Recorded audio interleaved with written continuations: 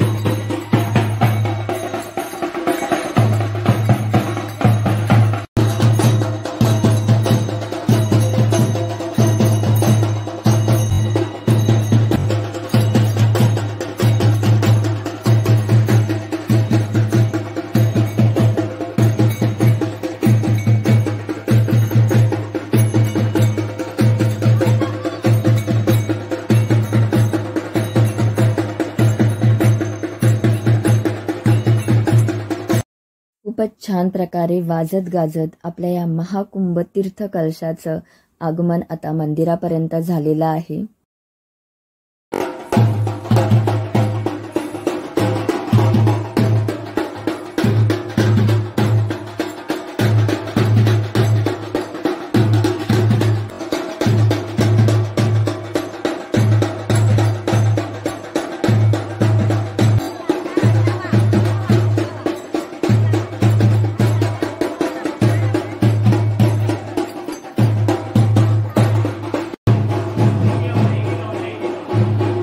तर कलश आधी विठ्ठल रखुमाईच्या दर्शनासाठी आणलेला आहे आणि आता मग तो पूजेला बाहेर ठेवला जाणार आहे।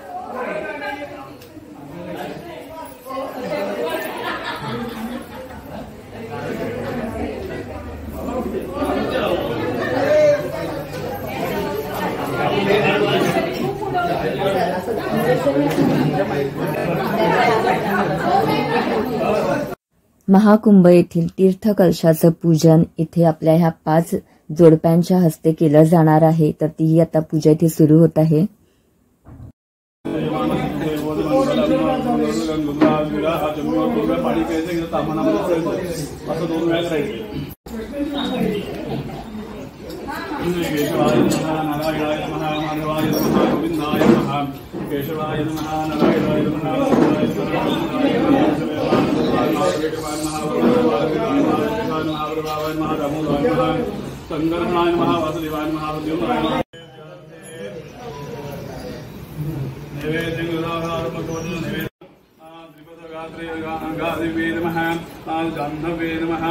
आपहर्त्रे नमः महापातकनागिन्ये नमः पतितोद्धारिण्ये नमः स्तोत्रस्तुत्ये नमः परम।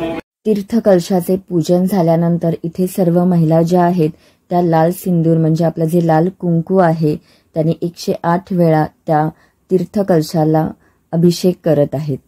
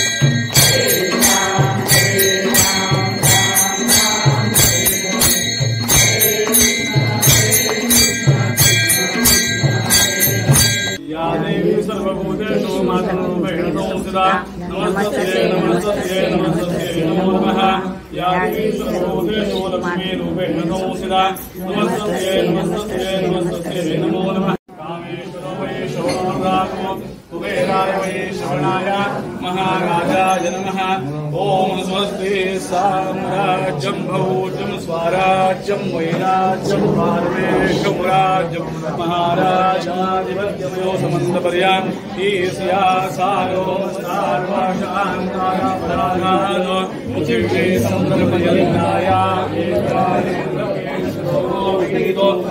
परिवेष्टारो मृतस्यावसङ्गृहे आविष्टस्य कामप्रेर विश्वे देवा समापयति। इथे आता मी सुद्धा महाकुंभ येथील तीर्थकलशाचं छान असं दर्शन घेतलं.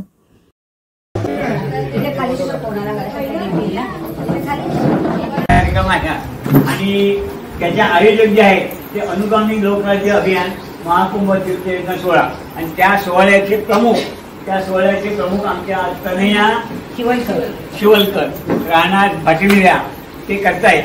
आणि त्या इतका म्हणजे आता मी मांडवीत पण गेलो होतो ना तर त्यांचा इतका अभ्यास चांगला आहे. मी संपूर्ण माहिती इतकी जमा केलेली आहे की त्या बेधडकपणे बोललो. आजकाल त्यांच्यावर बाकीचे कोण नाहीये पण ते एकट्यात ते संभाळत आहेत आणि त्यांना आपण सर्वांनी सहकार्य केलेलं आहे. त्यामुळे आजचा हा कुंभमेळ्याचा जो तीर्थदर्शन सोहळा झालेला आहे तो अगदी व्यवस्थित पार पडलेला आहे आपल्या सर्वांच्या सहकार्याने. माझं नाव कन्हैया शिवलकर, मिऱ्यावरती राहते. अनुलोमी लोकराज्य महाअभियान या संस्थेची मी काम करते. रत्नागिरी सिंधुदुर्ग असे प्रमुख. आपण प्रयागवरून हा कलश आणला. तो का आणला, कशासाठी आणला हे मी तुम्हाला मार्गदर्शन थोडं करणार आहे. प्रयागमध्ये 12 वर्षांनी कुंभ पर्व होतं. हे कुंभ पर्व 12-12-12 अशा 12 वर्ष आपण जेव्हा 12-12 वर्षाचे तप होतो तेव्हा 144 वर्ष पूर्ण होतो. असं पूर्ण झाल्यानंतर महाकुंभ होतं. अर्धा कुंभ, कुंभ असं ह्या कुंभाची आख्यायिका आहे. पण हा सोहळा दुसऱ्या तोडीचा कुठेच होऊ शकत नाही. कारण आपण म्हणतो की तिथे जाती पंथ धर्म असा न म्हणता सगळ्या लोकांनी तिथे स्नान केलं. आता पण इथे बसलेलं असताना पण कुठे आहे का कोण ह्या धर्माचा आहे त्या धर्माचा, म्हणूनच आपण हा कुंभ दर्शनाचा सोहळा इथे केला. कारण असं करत असताना असंख्य भाविक इथे गेले होते कुंभामध्ये. ते जात असताना त्यांना जे काही समाधान आनंद मिळाला तो काही अगणित होता. आणि हे करत असताना युरोप, आशिया, ऑस्ट्रेलिया असे 85 अनेक देश होते. त्या देशांनी तिथे उपस्थिती दाखवली होती. आणि हे करत असताना 3 लाख ते 5 लाख ते 3 ते 4 कोटी अशी उपस्थिती असलेले देश तिथे आले होते. आणि 65 कोटी लोकांनी तिथे स्नान केलं. तर कसा वाटला माझा हा व्हिडिओ तुम्हाला महाकुंभ येथील तीर्थ कलशाचं दर्शन घेऊन तुम्हालाही खूपच छान वाटलं असेल. आणि इतरांनाही हे दर्शन घेण्यासाठी माझा हा व्हिडिओ तुम्ही जास्तीत जास्त लोकांपर्यंत शेअर करा. जी लोक माझा हा व्हिडिओ पहिल्यांदाच पाहत आहेत त्यांनी माझ्या चॅनलला सबस्क्राईब करून ठेवावे. अजून खूप छान छान व्हिडिओ तुम्हाला या चॅनलवरती माझ्या पाहायला भेटणार आहेत. तर कसा वाटला माझा आजचा व्हिडिओ लाईक करा, शेअर करा आणि माझ्या चॅनलवर तुम्ही नवीन असाल तर चॅनलला सबस्क्राईब नक्की करा. भेटूया आता माझ्या पुढच्या नवीन व्लॉगमध्ये. तोपर्यंत बाय बाय.